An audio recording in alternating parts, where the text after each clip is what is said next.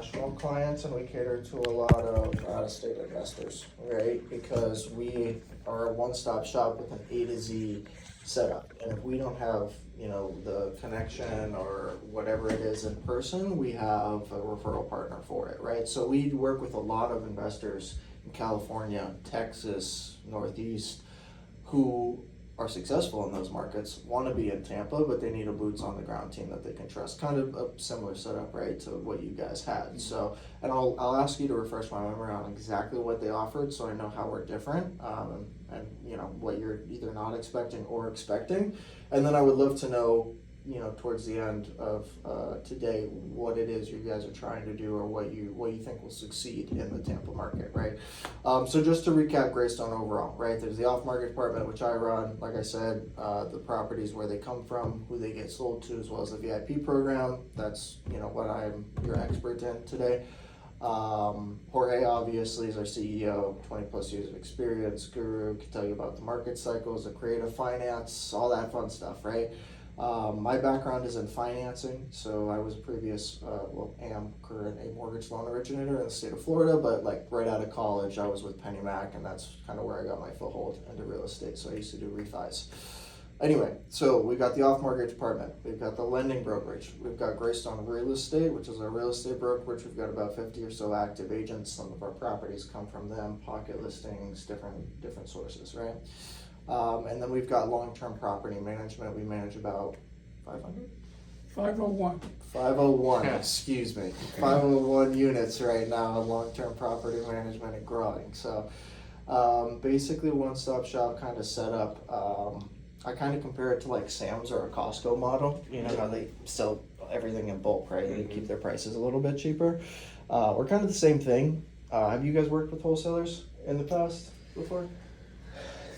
I hear sighs of timidness. Bad experiences?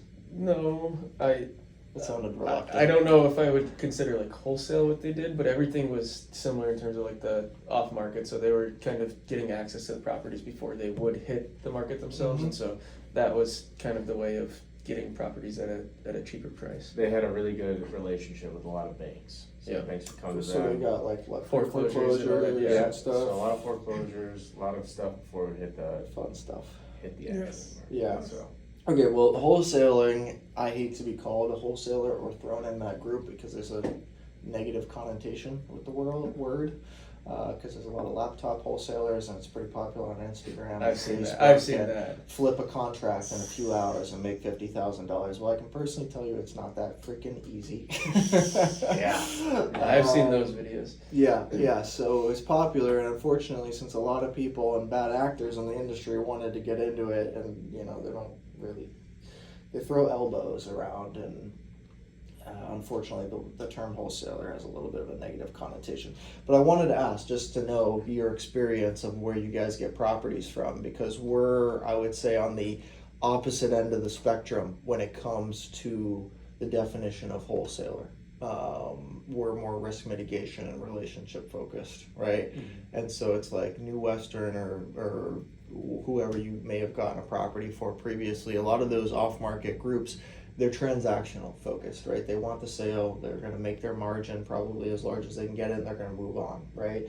The reason I brought up the Sam's and Costco example is because Graystone is similar to the fact that Graystone Investment Group is like the umbrella company, right? That's Graystone Investment Group, and then you've got the four pillars. You've got acquisitions, you've got lending, real estate brokerage, and property management.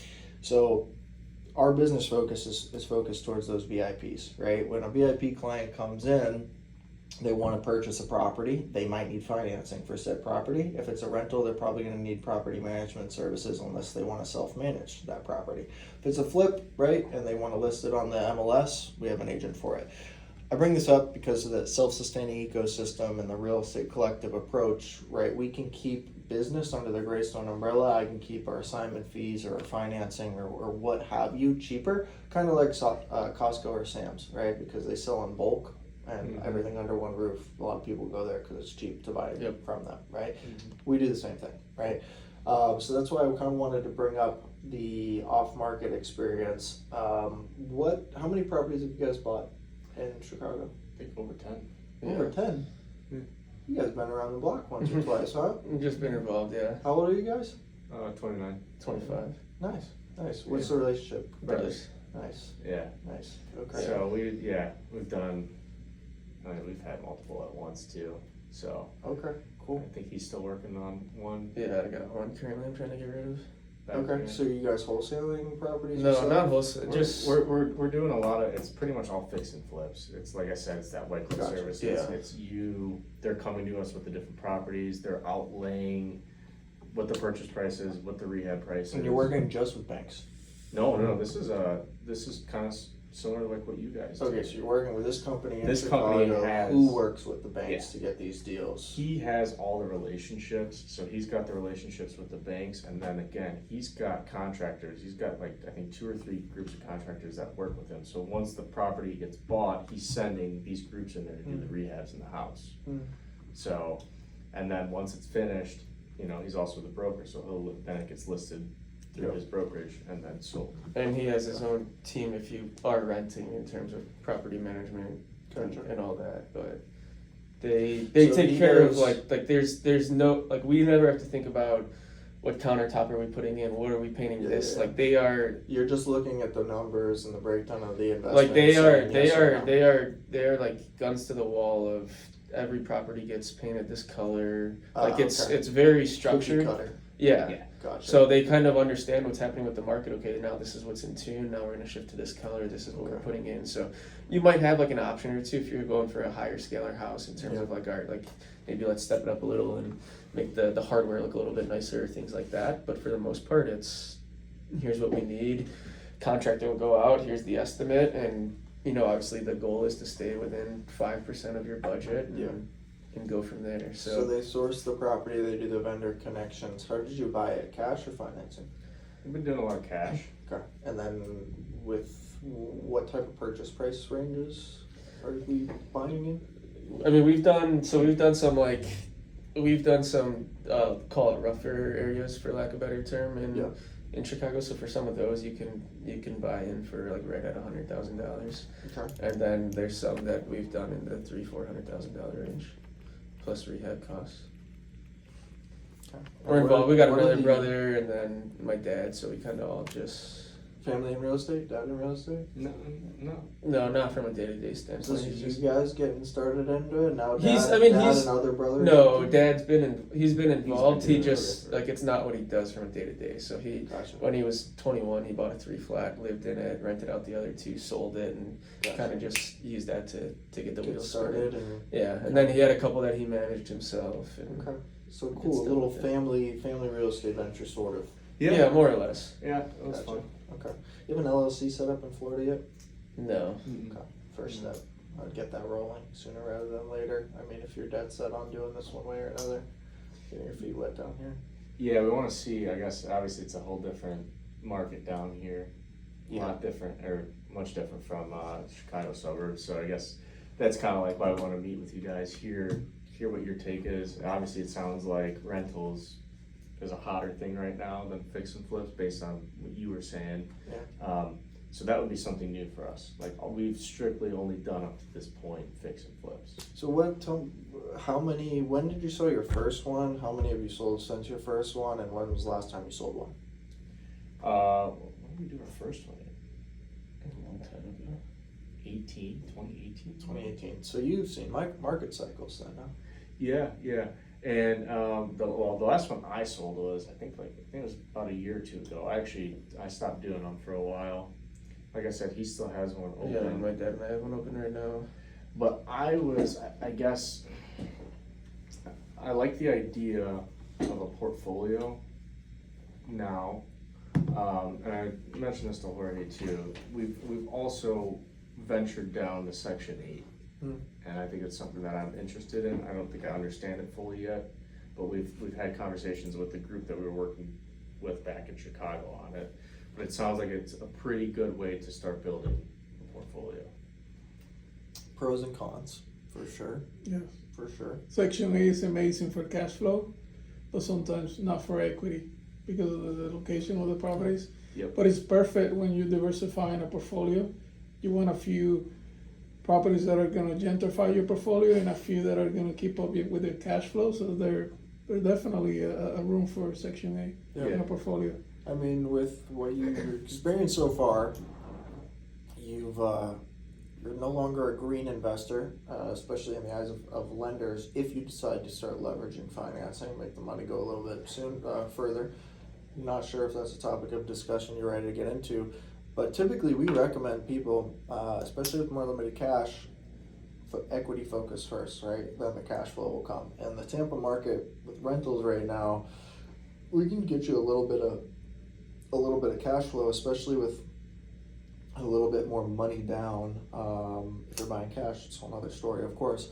But I think focusing on flips is a great starting strategy to build that capital. But soon we tell investors, with limited capital, start with the flips, get a few projects going, and then diversify into the rentals. So depending on how much cash you already have, that might be the suggestion is, if you were dead set on flips, hey, this is what we know, we want to get into this market. I'm not saying that you can't succeed, I'm just saying it's harder to succeed. You know what I mean?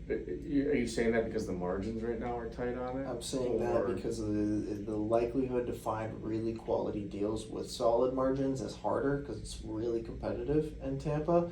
And just the amount of homes listed on market right now is also a challenge, right? So like when you're flip, you got to be the best house, right? It's like, what can my potential prospective buyer buy for 400, and what else could he buy for 400, right? And so it depends what type of exit you're going in, 4 to 5 range, 3 to 4 range. And yeah, you've got to have a few wow factors for sure to make the property go quickly, right? Otherwise, you're just going to be stuck on the market for a while with a bunch of holding costs. Let me add a couple of things. It's a buyer's market. So a buyer buying a home just makes more sense. You hold until prices go up, right? Because it's a buyer's market. That's as simple as it gets. But think about, guys, when you think about a flip, it's a gig, right? You go and do your gig, you do it for 3 months, 6 months, and hope, cross your fingers that you're gonna hit that goal of a profit, right? But you still have to put time into it, et cetera, et cetera. You make that money, you feel really good about it. Now you gotta go back and do another gig. So it never stops. When it comes to rentals, it's a franchise, right? You open up for business, you put your manager, you put your clients, which are your tenants, you increase prices on your products yearly because of inflation, and you leave it alone, and that's just cash flowing for you. Yeah. I mean, it depends what's the short. Are you guys have a job on the regular 9 to 5, or this is where you have a regular 9 to 5? Okay. What is, if you had a magic wand, boom, and you could appear the best investment for you, what would that look like? Are you saying investment type, or I guess what? Just describe a property strategy. Property. So, when do you want to retire? When do I want to retire? As soon as possible. It's kind of a weird question when you guys are so young, right? Early as possible, yeah. Okay. I mean, the idea is to make, I guess, to answer your question, the idea is to make as much money as quickly as possible. I'll put it this way, like, research, talking to people, you hear that when you're young, if you can build up a portfolio of these rentals, that this now becomes your equity. You can kind of peel them off and sell them, and that becomes your, not your cash flow, but literally an immediate nice chunk of change. Well, let me tell you, when I started, most of these properties that are 300,000 or 400,000, I was picking them up for 50. Yeah. What was the purchase price on your Armature Works property that you bought? How many years ago? Oh, $18,000. How many years ago? It was like 13 years ago. 13 years It hasn't been that long. You paid 13 years seems like a lot. It's just us when we're in our 20s. Yeah. But a decade. When you are in my shoes and you hear the fucking stories that this guy says of, oh yeah, I bought that property in Ybor for 30 grand a few years ago. You're just like, motherfucker, why couldn't I have been smart in 2019 and 2021 and just bought, right? And so like, when you're in a buyer's market right now, to a lot of people, you're like, shit, buyer's market, right? That I can't sell my flips, whatever. half of our clientele is like buyer's market. Let's go. Like, let me Right, pick up as exactly. many rentals Exactly. as I can right now because we're in a buyer's market. Prices are down right now. If you can have money to buy a lot of rentals, again, we're talking diversify. So it's, again, this strategy isn't one size fits all to everybody. It might not even be the best one for you. I'm still trying to get a handle on how much capital we have, how quickly we want to grow this. But if you have the capital, you're in a position, especially if you leverage financing and spread the cash a little bit more smartly, of course, you can accumulate, a good 5 or so rentals right now, and then in a 3 to 5 year hold period, you're going to see some serious appreciation. Fast forward 10, 15 years, now you're like, oh shit, you turn around and you've got a serious portfolio with some serious, equity. So Let me give you another example. I just bought I have a property in Ybor City that I bought only 3 years ago. Probably I paid $150. They recently used it for a movie, a couple of weeks ago. Yeah, Nice. because it's right on the strip right there. Mhm. I've always dreamed of owning a little bit of Yeah. history of Ybor. So I was very proud. But I think I appraised it. It's now could be commercial also, like $500,000. yeah. Recently, last year, I pulled out from my portfolio $250,000 and didn't affect my cash flow because the rents had gone up from 10 years ago, have double. I was able to pull out the cash. So that's what we're talking about. Long-term investing is Well, when you pretty get to sexy his right level there. too, I mean, you have a portfolio, then it's like, okay, and I'm not an expert in this, I'm trying to paraphrase from what I've heard you say before, it's then you can leverage, the amount of equity, debt, whatever, you can leverage against the portfolio, right? And now you're borrowing money against fucking play money, so. Yeah, are you just refinancing, taking the money and throwing it into another one? Yeah. Yeah. So what I do is my house has become my bank. Yep. And the beauty about it is every 5 years, knock on wood, as long as appreciation does its thing, I should be able to, the rent should be that much higher that when I pull out 50, it doesn't affect me. I could pull out 100. Mm-hmm. So I could literally every quarter pull out $250,000, doesn't affect me. Oh, it doesn't generate any type of tax because it's money borrowed. I'm not Mhm. selling anything, so Uncle Sam doesn't even see it. And I just keep doing it. Yeah. And I'll never sell the properties ever. I just keep Yeah. borrowing every 5 years. You guys have a borrowing. good CPA? Yeah, I had back I was home. using Yeah. the- Yeah. We don't have one here yet. Yeah. But we, Yeah, I got one of our clients, his name is Carlos, and he's one of our VIP clients. He's got 2 closings next month with us.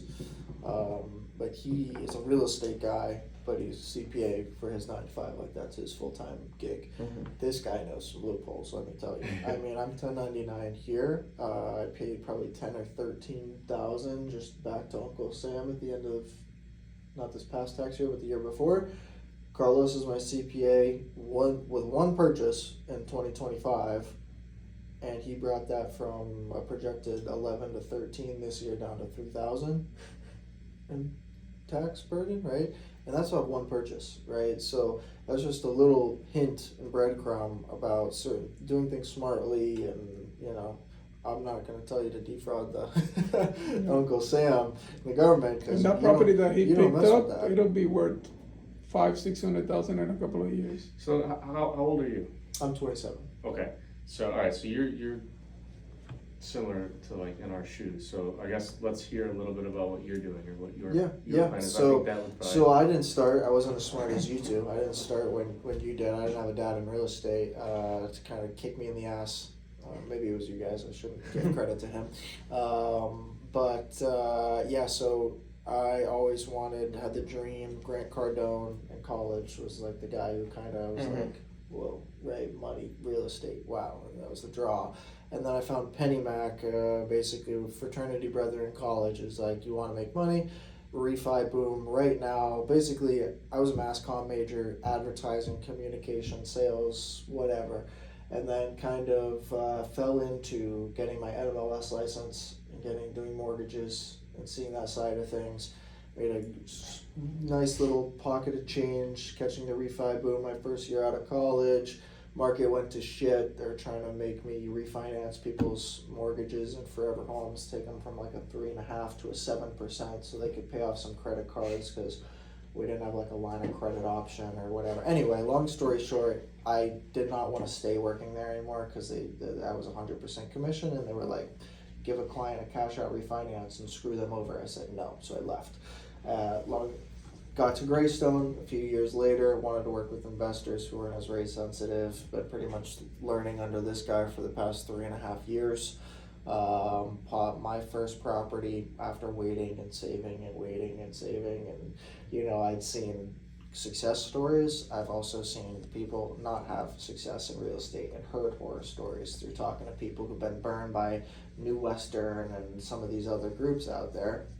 And so I bought my first in November of 2025, last November, and it was a probate deal. Last sold in 1925 for $25,000. It was a home in Oldsmar. It's one of the older homes in that little area. It's a historic home in terms of its history and stuff like that. Picked it up for $199, put about 75 into it ish, and it's appraised at $475 not too long ago. So Are you flipping it or are you the renting? intention when I first got the property was to rent it and do a BRRRR strategy, right? Okay. So the property is going to be an infinite BRRRR, which basically means 100% of my capital that went into that deal is going to be returned to me, and I'm going to keep that property in a break even or just barely positive cash flow state. Because again, with rates where they're at right now, prices where they're at right now, it is hard to cash flow year one in Florida. That's why we say short-term equity, long-term cash flow. You're not here for monthly cash flow year one. Year two, you're going to start to see it. Year 3 and 4 and 5 is where the money's at, cash flow. Unless you do Section 8, but the problem is that you don't get the velocity on the equity build. Yeah. So if you're young, fuck that. Forget about the cash flow, a couple of $100 a month.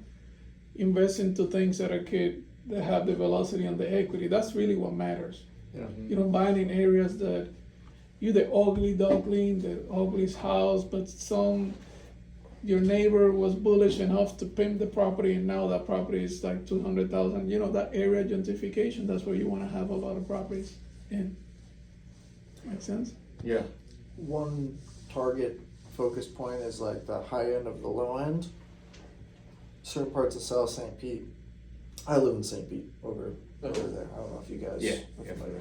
Cool spot. Would recommend you check it out. You guys look like golfers. Great golf courses over there if you golf. Anyway, so South St. Pete, it's a freaking peninsula, right? It's an island. There's only so much land over there, right? Until you hit a beach or the causeway to go to Tampa. Yeah. There is low income over there. It is slowly being pushed south, further and further south. You've seen this over past 10 plus years? Yes. They're running out of land, right? They're running out of homes. Everything is becoming more expensive. It happens slowly, but everything that is being gentrified, right, is lower income being pushed out, investors coming in. So there's great opportunity over there, and over 3 to 5 year span, that value is just going to continue to come up, right? But you can be the investor that comes in and buys the, I'm not talking about slumlord freaking falling down house, but I'm saying if it's a safe house, it's not going to have insane cap expenses over the next few years. Just buy that thing, and you can either be the one that dumps a lot of money and raises the street value yourself, or you can just say, I'm going to put as little money into this as possible. I'm going to buy it as cheap as possible. I'm just going to sit back and let time do its thing and let everybody else pour money into this neighborhood and raise the value up. You know what I mean? So. And you flip the rental. Like I just flipped a rental. Yeah. I sold a rental that I picked up Arden for like $45,000. So I recently. Yeah, we just sold that for what, 120? No, 205. 205, I mean, sorry. Yeah. So it's a rental. I kept it with the minimum for a couple of years, and recently I flipped it, but on my own terms. You see, when you flip a rental, the market matters less. It's about the cash flow. You're just looking for the ideal client, looking for a turnkey deal. Mm-hmm. Sometimes the property sits and you don't sell it, but if you try that enough times, eventually somebody comes and says, I want to buy retail, and then you let it go. Yeah. You always rebalance in your portfolio. So I was like, I always put a lot of my properties for sale on the retail. If somebody's crazy enough to say, hey, I want to buy it, then I let it go, and then I put the money towards.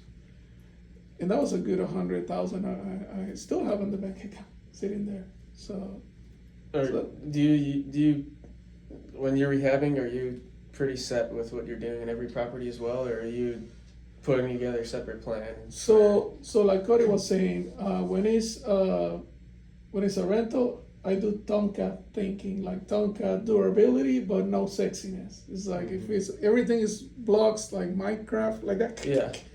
And it works. You can sit on it, you can sleep on it, and it's durable, like that. Now, if it's a flip, your north is supposed to be the badassest house. Like the best house is what you have to mimic when it's a flip here.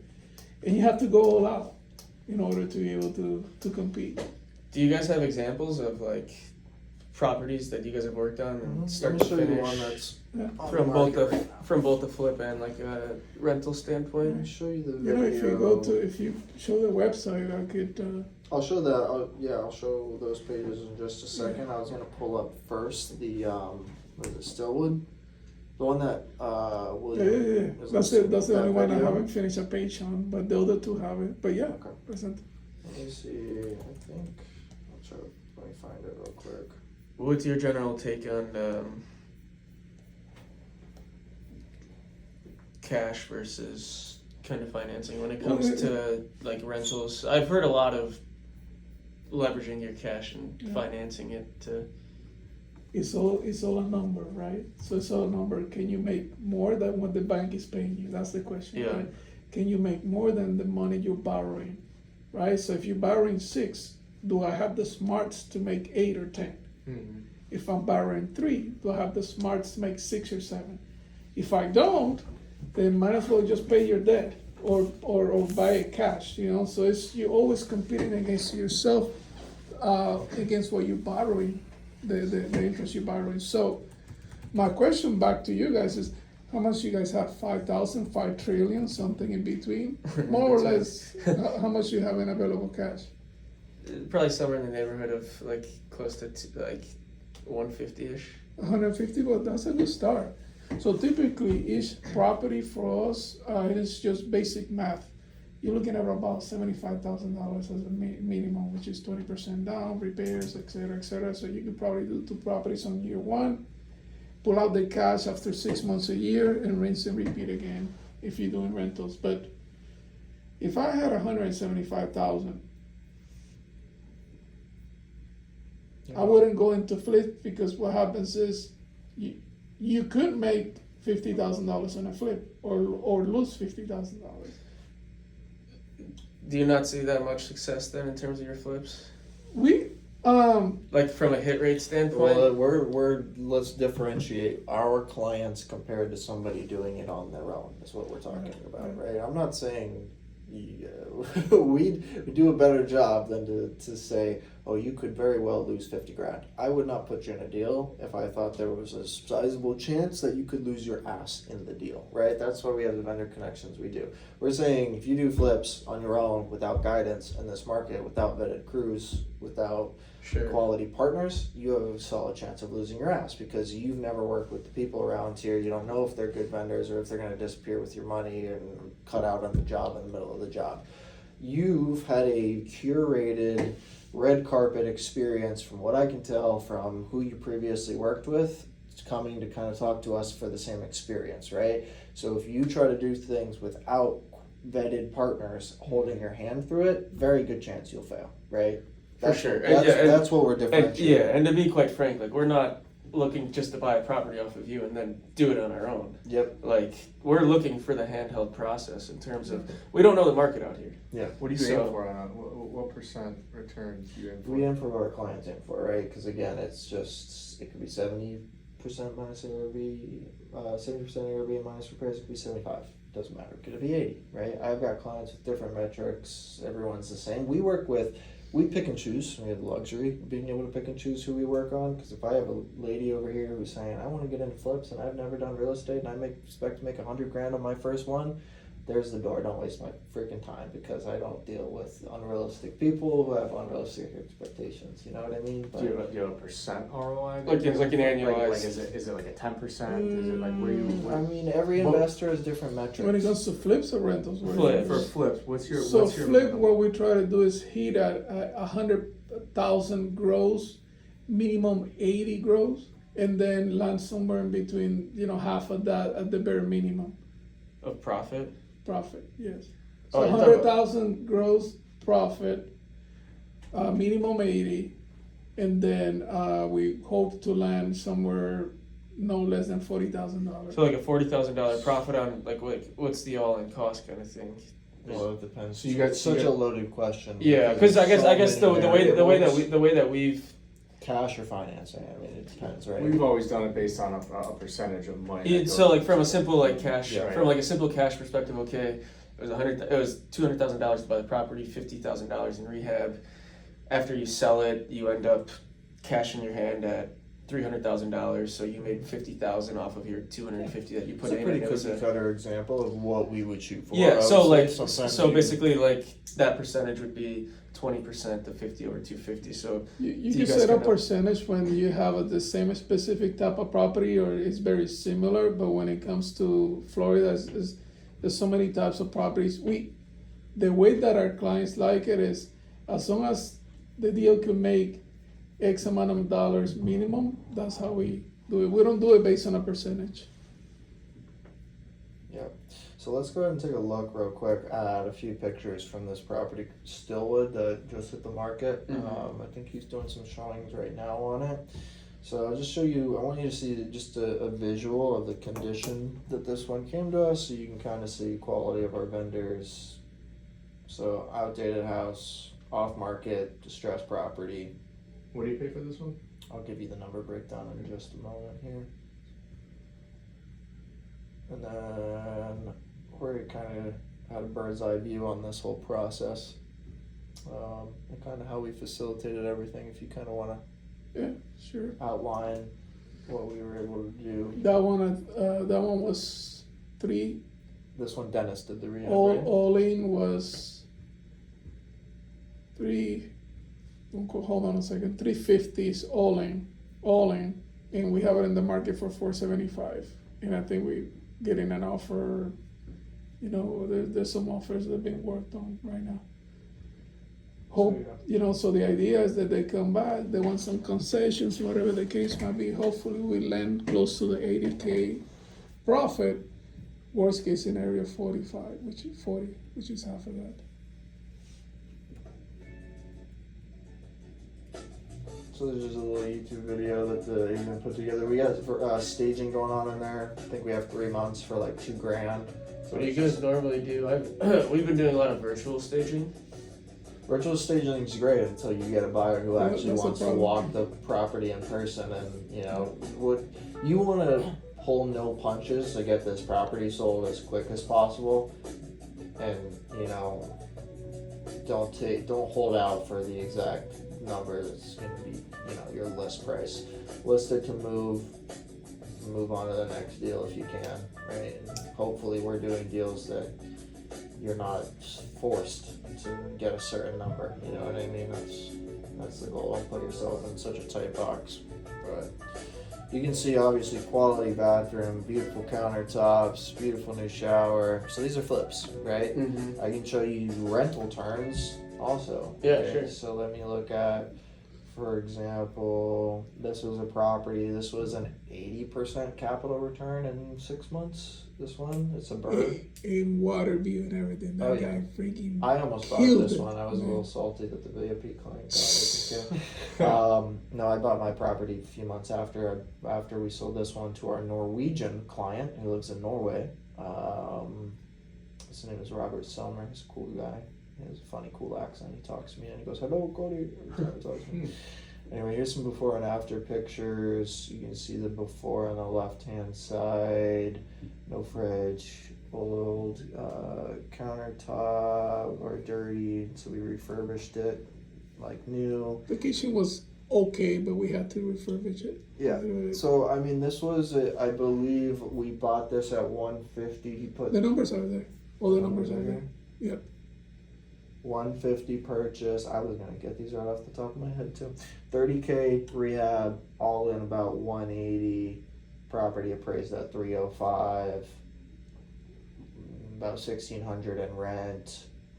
So you guys familiar with DSCR? Yes and no. That's the bread and butter. You're gonna get familiar with it. Let me tell you that right now. That's the bread and butter to any investor who holds rentals is DSCR, because then it doesn't screw your debt to income ratio and your credit, basically. Okay. So it's how you. That's why I'm saying you guys are gonna want to set up an entity in Yeah. Florida to do this. And Sunbiz is a good website. It's just like regulatory divisions of corporations or whatever it's called for the state of Florida. Just go on there, create an LLC. Two things you need to know when creating an LLC: don't put it in your names, right? No like surname, no family name, real estate. So no name and no real estate related, Yeah. because that's how they identify it's real estate, right? Okay, so just something generic. We got one of our clients who's a pharmacist. His LLC name is Dose Increase LLC. So whatever you want, play on words, whatever you like it to be. I recommend putting more than just the two of you in it. Throw dad in there as well, other brother, whatever. If you guys are the decision makers and this is your thing, just change your ownership percentages or have your operating agreement written up a certain way that makes it make sense. Let's go back to the pictures real quick. Obviously these are a little small, but you can kind of just see, like, on the left side, this place was a shithole out back. Overgrown, broken windows, peeling paint. Now, we threw a thing of paint on there. It is not the sexiest house on the street, okay? Reason why? Because that would be over rehabbing a rental property. Our objective is not to flip it, right? So you have to be smart about every dollar going into that property so that you get, what return are you getting on every dollar put into that deal? Make sense? We did a miracle with $30,000. Yeah. I mean, what we did is the guy was so thankful. Also, and I don't think we preach this enough, especially to people who are new to our market, is to make connections, to work with vendors for the first time, to be like, hey, I need a new roof on my property, and for you to call around every roofer in the area. You're not a long-standing client with them, right? You're gonna pay sticker price. Let's say your roof that you get is gonna cost you $11,000. We might get it done for $9,000, right? You take that one item on your rehab, and that's a $2,000 savings. Now you multiply that over the kitchen, the AC if it needed to replace this, that, the other thing. The savings you guys get from basically being, if you were to work with us, an extension of Graystone at that point. Guys, we manage 500 properties in the Tampa area. We got vendors for everything, right? So there's a risk when you're doing flips of just shitty vendors. I've heard stories with That's the biggest right? risk. He did a flip. He's in his 20s, tech guy, makes pretty nice freaking money.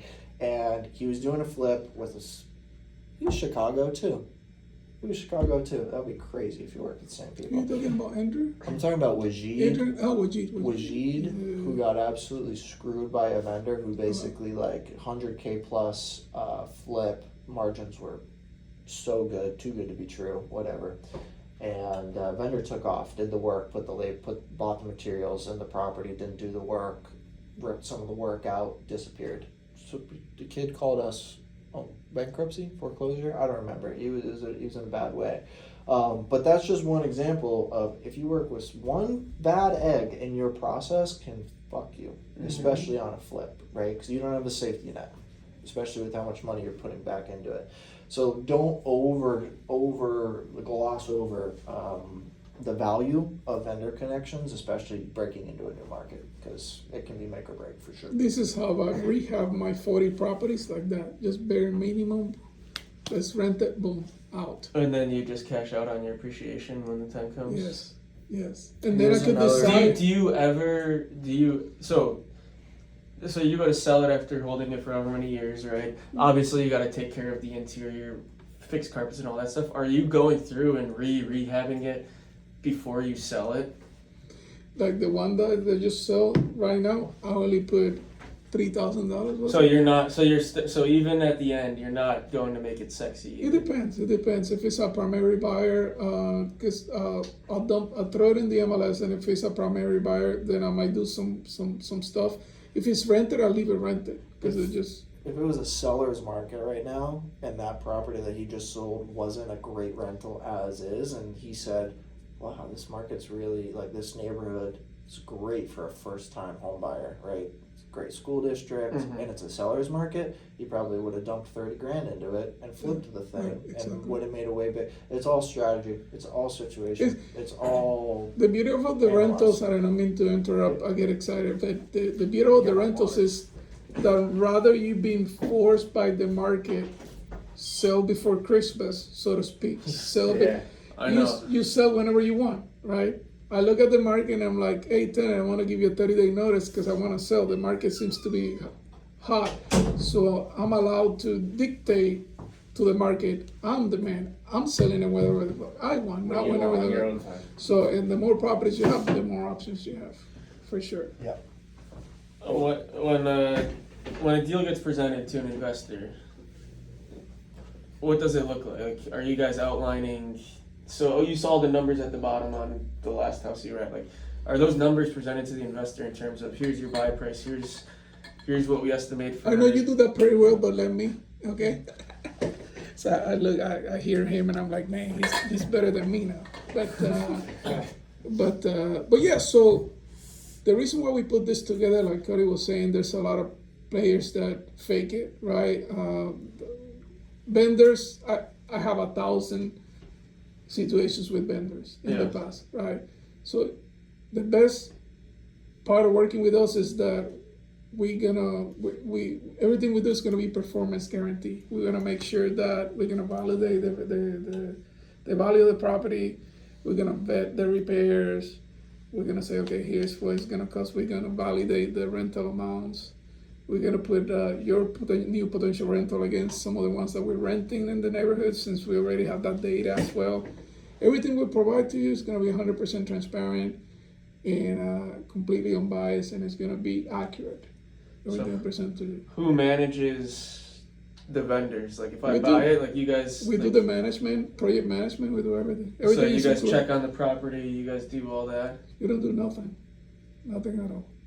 We do everything, and or you could be as involved as you want. Yeah. We have some clients that's like, no, I want to be there every day. Okay, Yeah. fine. To check in on status and all I that. want to do that, fine. But But yeah, yeah, we're set up for the foreign national, for the out-of-state investor who's never here, Yeah. right? So we have to be ready to do it 100%. But obviously, if we have somebody who's local who wants to be more hands-on, we're a la carte, right? Sure. So- this is another crazy deal that I feel like sometimes should we show it or not? Because I don't know if we can do it again. But Not Yeah, so replicatable. obviously these are some of our highlights from the year, right? But they're also really good examples of just, the turn, right? Because a lot of people see property like this and they're like, yeah, no way, right? Mhm. And then once you see it like this, and again, I'm not talking freaking sexy brand new appliances. Yeah, I'm that's, talking the that's nicest. that's very nothing. Yeah. That's very Completely different than from what what we we did. were doing. Right. Yeah. So Like, that's a rental. That's a freaking low income rental turn, because that Yeah. property is only renting for $1,850. Actually, that's not that bad, but still in Tampa rents are a little up. Yeah. But that is what that demographic of renter is used to, right? So you're not going to just go over. I want to and give have you a house link, over, yeah. Cody, so you could the link a video of that property. Hold on. So a lot of the rentals that you guys are doing, the purchase price is like 100 to 150,000, and then you throw Our it in, like, average purchase is probably between Play the audio. 100, 150 up to 250, sometimes 300 max. For rentals? What's that? Yes. Would you send that to me? What's up? Rentals from 150 to 300. 150, 175, 200, is that the all 225. in or just the purchase price? Purchase price. Purchase price for 150 to 300. So it could be 150 plus 20. So In you this guys case are really scenario nice. this was a super slam dunk. Can we find things under 150? Yes. Yeah. But remember, we gotta stick to what we say to our clients. So we're gonna always be conservative. So we're supposed to say 150 to 300. But sometimes We we can find. find $13,000 in Ybor, right? That's still possible. Yeah, you have Well, a now- time now- machine? Yeah. Do you bring Now Ybor is expensive as heck now. Every year, but, every time has its EBOR or Yeah, has yeah, its armature yeah, works. yeah, You know yeah. what's coming up right now? Gas works. yeah, exactly. So anybody who's smart enough to buy there now, in 3 to Where's 5 that at? years, Where's Gasworks? Right in the, it's the. Before you go where to all downtown, It's by the downtown. cruise port. Oh, like Port Tampa. Oh, Yeah. over there? Yeah. Okay. I own a property there too, and I pay like 40 for that. It's a great, But, sorry, go. but the area over there is insane. I know some of the guys that didn't want to sell, the old guys, they offer them 200,000-300,000 to sell It's their just lots. south of like where IKEA is. Yeah, I know the Oh, idea. yeah. You've been to Coppertail Brewery? No. Great spot. Tampa is just Central Florida is so hot because it's so much more affordable than Miami, and it's starting to have that feel Yeah. like Miami. So it's like there's still a lot of room for growing in Tampa. This, So I'm this is listening. that house? Yeah, it's the same one. This is like Looked completely beyond saving. Trash everywhere, broken structures, years of neglect. Most people would walk This one's away. a scary one too, But we saw right? potential. It started with a full Visually. clean out, clearing tons of debris, uncovering what was left behind. Then came the rebuild. New siding, structural repairs, piece by piece, bringing it back to life. It wasn't easy. It took vision, time, and a lot of work. But this is why we do it. Force equity is your best friend. This is where the biggest upside is created. From something forgotten to something beautiful again. This is the transformation. that's it. I just wanted you to see the outside because I got some pictures. Want to see how bad that place was? It's like I had like 20 cats. Yeah. So this is a range, right? How either low income rental do you want to go? Do you want to go for a 400 exit flip? You know what I mean? Yeah. Pick it somewhere in the middle. You know, we'll basically tell you if the strategy is going to work or not. Since we only work with like 10, 12, up to 15 VIPs at any one time, obviously we have to keep property flow a certain way. And since we're a very niche group, we go, you know, an inch wide, mile deep on each client rather than the inverse. So we keep our active client pool low. Really, you just got to decide what strategy you want to pursue. And as long as we kind of see eye to eye and we know your goals are realistic and achievable, and as long as, you know, we're aligned to work together and we get along, there's no issues, right? We can potentially outline how our relationship would work. I would like to know more about expectations on your guys' end. What type of properties you're going to want to see, what type of volume, how many deals, you know, a quarter, a month that fit your buy box are you expecting to see? What type of return metrics do you guys typically go by? Because everybody speaks a different language when it comes to real estate. I've come to learn, depending on what type of executive strategy they focus on, whether it's cap rate, return on investment, whatever. So it's like, tell me, I guess, what you're looking for, so I get to know you guys a little bit better. And I never talked to them about the VIP or anything. Like Okay, and then I'll outline kind of what it means to be a VIP client and a potential relationship. Yeah. I think, I mean, I don't think we have a direct answer. That's something that probably him and I would have to think about. We, again, after this initial meeting, we'll probably go back and discuss what it is exactly we were looking at. I think we wanted this more so as like an introduction meeting to understand what it is that you guys do, what services you offer, what it is that your, you know, what your niche is or what you guys see. So I would say we probably have to discuss after this, to be honest with you. Yeah. With what it would look like from our end. So you're not dead set on a strategy yet? No. No, No, I mean, just more of This a, is We fine. like it. We've never gone down a rental rabbit hole. So Rabbit hole, okay. so we don't. We're babies when it comes to that in terms of a knowledge base. We understand the ins and outs of flipping and, you know, that side of the strategy and things like that. But from a pure numbers standpoint and strategy with rentals, it's something that we've never dove into. Okay, gotcha. Yeah. Yeah, I mean, we gotta educate you guys on DSCR and all that fun stuff too. Yeah, so I'm sure you're gonna talk about the VIP, but one of the benefits of working with us is that you also get me, so you get the consultation as well. People offer me $5,000 just for coaching. I've done 4,000 transactions. Every transaction that you can conceive, I've done it. So not only you buying, you also hiring a coach that comes with it as well. Cody is super knowledgeable because he's been, tied to my hip for like 4 years now already, and he's killing it. So you get that. But I agree with you guys 1,000%. The biggest issue that young investors have is that they don't quantify their goals. We have to put it on freaking paper and say, by 2035, I'm gonna be here. So we could actually set up a business plan daily, weekly, monthly. How do we get there? How many properties do we need to buy? Because doing the reverse engineering is easy. Once you know, okay, by this time I want to have 10 flips or I want to have 10 rentals, whatever the case might be, we could figure out, all right, so you guys have $150,000. If the goal is to reach $10,000 a month in cash flow, and you only have $150,000, okay, let's focus on equity-rich properties. Forget about the cash flow in year one. Let's see after 12 months if we can flip one of the two, flip it as a rental, or do the BRRRR, which is like pull out the cash and rinse and repeat. But starting anything without knowing the end goal is going freaking blind. Yeah. And a lot of people, everybody does it, by the way. When you ask them, what is your goal? Invest. For what?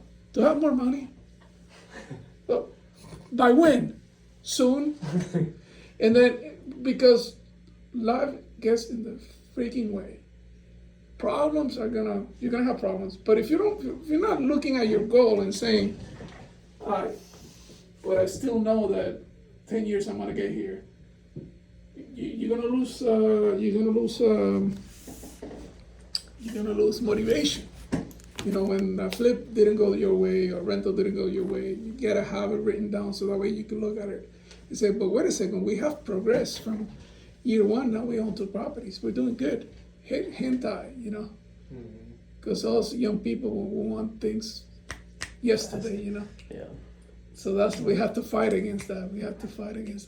So, but it's beautiful that I wish my brother joined me years ago. Yeah. When my brother and I are the same, we're 2 years of a difference. 2 years difference, yeah. And my brother and I are good looking like you guys. Don't give me too much credit. So you guys find girlfriends, It's like, I'm not gonna invite my brother. It's like the same problem I have with my brother. The same problem. That's funny. My brother would be like, no. Yeah, you guys can't go out in Tampa at the same time. So let's talk about VIP real quick because Well, I let you do that with them, and then I'm gonna wrap up here soon. Yeah. I gotta get to a meeting. I'm gonna leave that recording because when you don't let me, it's recorded the whole thing. Wow, Yeah. I'm a star. Very nice to meet you. Very nice to meet you. Hope that we do some business Yes, sir. now or in the future. All right, thanks, Rory. Thank you for Thank your you. time. Appreciate you. So yeah, basically 2 ways to work with us: a free way and a paid way. Right? We're a niche group. We work with only 10, 12, 15 clients, like I mentioned, depending on property flow, depending on strategy. So we created what's called our VIP program. We got about 50,000 people in an email database that want deals from us. Really, in my experience, 90% of them are tire kickers, right? They're never going to do anything. They ask me questions. They send me emails. Can you find out the roof, the HVAC, this, that? You answer them, nothing, right?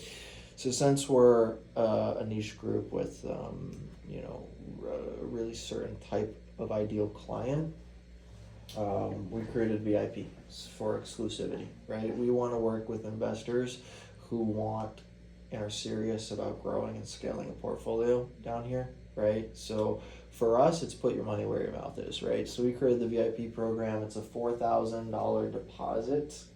Basically, that creates and gets you to be a VIP client with us, right? We designed it to be fully recoupable, right? We're not in the business of charging for memberships. We don't sell mentorship programs. We don't sell coaching programs. We sell VIP clients, right?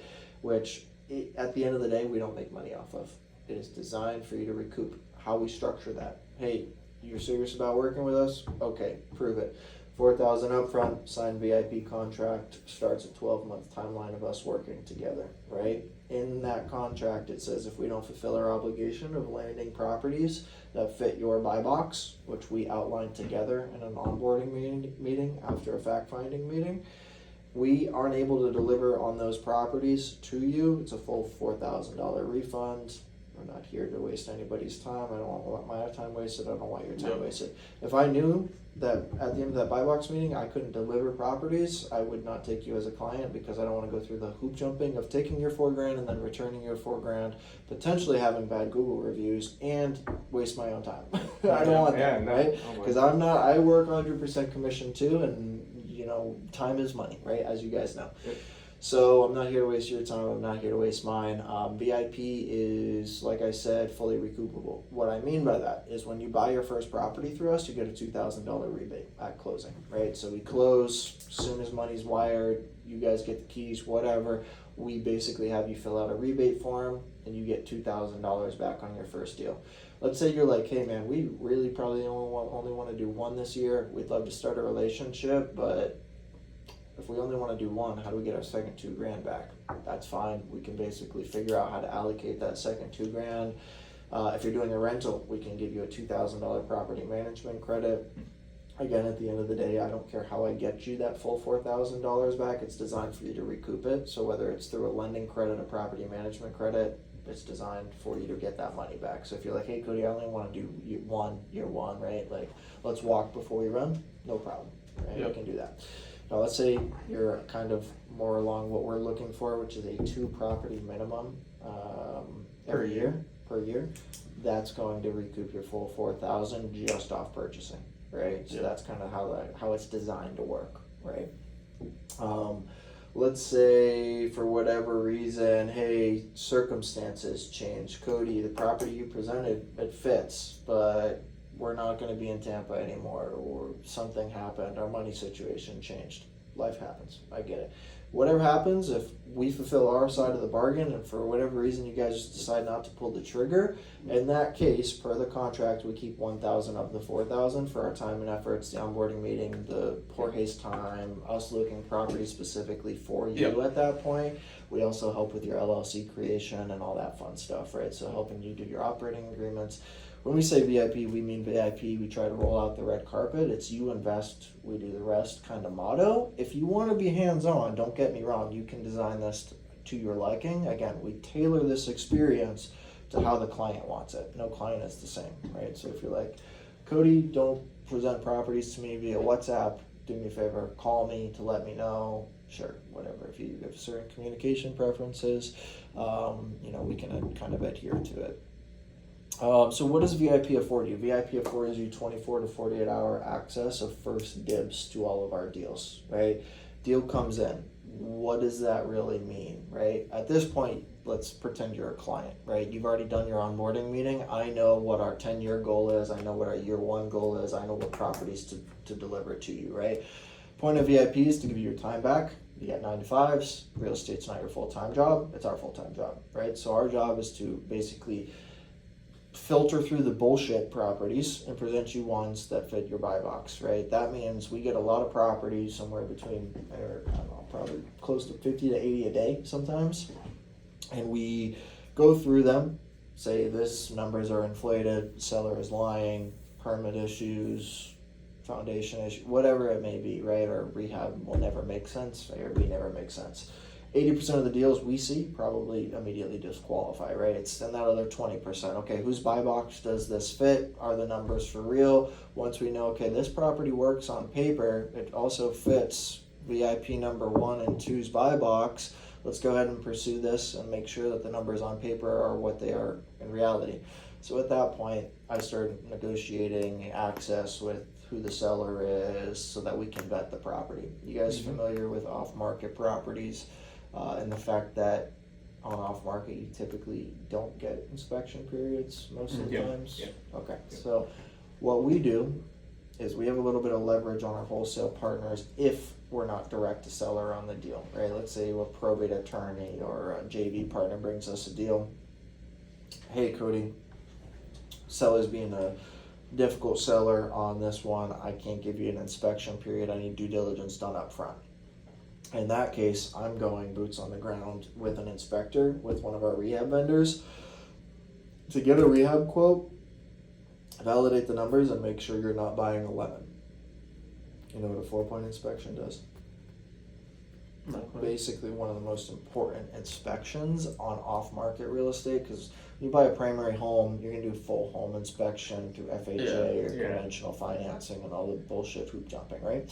When you buy off-market, there's a lot less red tape, right? It's no traditional government-backed lender. It's secondary market lenders, or you're buying cash, right? Yep. So there's no guardrails. So when you buy a property, you always want to have a 4-point inspection done. Whether you work with us or not, never buy a property without a 4-point inspection if it's sight unseen, right? Walk it yourself, have somebody you trust walk it. I've had people buy properties from New Western here in Tampa. I've got friends who work with that company, so I don't mean to badmouth them, but seriously, be careful if you buy a property from them. I've had a client who bought a property from them, had a $100,000 pool lien that Oh, shit. they didn't get a clear title thing on. Now that's their $100,000 debt because they bought the property. So like, you can lose your ass in real estate. Like, don't. Yeah. Oh, yeah. You guys know that. Okay, cool. So just be careful with that. Had another story for a New Western property. It was a rental burr style deal, short-term private money loan. Couldn't refinance the thing because there was sloping and structural foundation issues. He bought it sight unseen with no inspection period. Didn't want to lose his $7,000 earnest money. He told me as he was onboarding with us, telling me about a property he was all excited to close on in 2 weeks from New Western. He said, "Cody, well, what about the $7,000?" I said, "Dan, $7,000 could be the lesser of two evils." He found that lesson out the hard way. Yeah. So be careful out there. Anyway, I'm jumping around a little bit. Where was I? Inspection period. So our goal is due diligence and risk mitigation. One thing I like to say in these meetings is when you work with somebody else, they're going to sell you the property, they're going to move on to the next property, the next buyer. I sell you something, who am I accountable to? You guys, with the rent that I quoted you, with the vendor work that I quoted you or, put in place for you. If you do a rental and then you want to refinance it in 6 months to pull the equity out, who sold you on that premise? I did. Who are you going to come to in 6 months when you need that to happen? I did. I'm going to make sure it fucking happens, right? Because I know my word is on the line and I am accountable to my clients with the checks that I write. I have to actually cash. I don't just say, oh, it's going to be great, ARB's going to be this, and then let your agent be the fucking one that has to do that, right? So it's like, when I sell a property to you, and I say it rents for this, when we pass it to property management, to Jay, who's normally in this conversation, but he's on vacation right now, he's got to basically cash the checks that I write, right? Or if you come back to me for the refinance in 6 months, like I said, we're accountable to our clients. We don't go anywhere, right? You work with other people, they're going to do their obligation and move on, right? So that's what Graystone is. That's what the client experience is. That's what VIP is accountable partners. Our property management team's pay structure is, even if we don't put a tenant that's paying, if you're not getting paid, we don't get paid at PM, right? So we really put our money where our mouth is and behind our service. But anyway, so going back to outlining kind of, you buy a property as a VIP. Inspection period, if I can get you one, I'm going to get you one. I'm going to leverage what I can to get you, basically protect your interest in the property, and do 2 or 3 days due diligence of looking at it, getting your lending numbers if we need them, getting your vendor quotes, making sure your 4-point is clean. Let's say you don't get an inspection period, I get on boots on the ground with the vendor, with an inspector, go look at it, vet the property, make sure it works for you guys, right? At the end of the day, you're the decision maker. I'm not twisting your arm into buying anything, right? It's your call. I basically help you keep the vehicle on the road, the vehicle being your real estate portfolio. If you want to steer us off the road, you're the boss at the end of the day. We are your consultants and guidelines. If you choose to not listen to us, that's your call. We've had clients who have done that before and then suffered the consequences of their own actions. But we're here to advise, consult, keep everything kosher, put the people in place that are going to help you succeed. We've outlined VIP, you know, it's a 4K up front, you get 2K back on each purchase, it's a 12-month relationship. If we don't fulfill our obligation, it's a full $4,000 refund. If you guys decide not to buy and go, we just say, hey, go in different directions, your biggest risk is $1,000, That's 4K every 12 months, I assume. pretty much. Yeah. Yeah, so that's kind of how it works, everything in place A to Z. Cool. You guys have any other questions? No, No. we'll debrief. We'll Yeah. talk through Cool. things on our end and put together a strategy. And when we're ready to reach back out, we'll let you guys know. Cool guys, well, it was Yeah. good to meet you. I Thank appreciate you you too. coming in. If you have any questions, I believe we have a WhatsApp group set Yeah, up we already, do. right? We do. Cool. Yeah, I appreciate Well, the great time. to And meet you thank you guys. for the Likewise. insight, And man. best of luck, whether we do business or we don't. Okay. Yeah. No, Of course, definitely. appreciate it all. Thank you. And then Yeah. I'll walk you guys out. Thanks. Thank you, brother. Go straight through here. Was I right, by the way? Did you guys golf? I actually don't. You look like golf. I couldn't hit a golf ball. Thanks, I couldn't hit a golf ball. I appreciate it. And give me a ring if you have any more questions, okay? Yes. Definitely look like golfers. They definitely look like